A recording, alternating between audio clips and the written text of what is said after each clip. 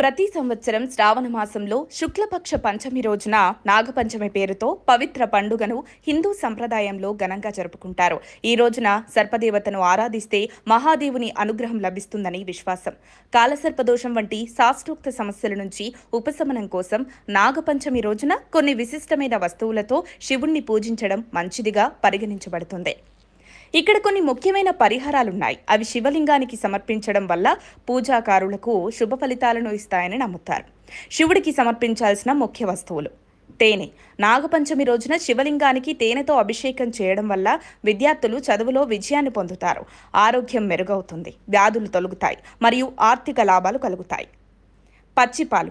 జాతకంలో కాలసర్పదోషం ఉన్నవారు ఆవు పాలతో శివలింగానికి అభిషేకం చేయాలి. ఇది ఉద్యోగాలలో విజయం, ఎదుగుదల మరియు సానుకూల మార్పులకు దారితీస్తుంది. దీనిని ముఖ్యంగా బ్రహ్మ ముహూర్తంలో చేయడం ఉత్తమం. దాతుర. ఈ పుష్పాన్ని లేదా కాయను శివుడికి సమర్పిస్తే ఆర్థిక సమస్యలు తగ్గుతాయని నమ్మకం ఉంది, కోరికలు నెరవేరుతాయి.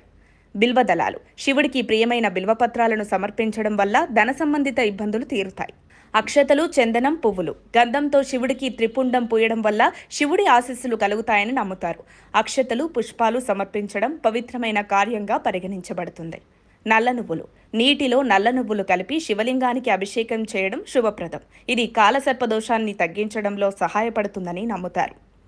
కాలసర్పదోష నివారణకు ప్రత్యేక చర్యలు: నాగపంచమి నాడు మహామృత్యుంజయ మంత్రం జపం చేయాలి.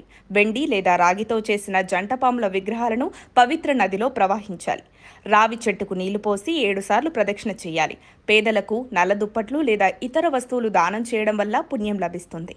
ఈ పూజా చర్యలన్నీ భక్తితో చేస్తే కాలసర్పదోషం ప్రభావం తగ్గి జీవితంలో శుభమార్గం ప్రారంభమవుతుంది.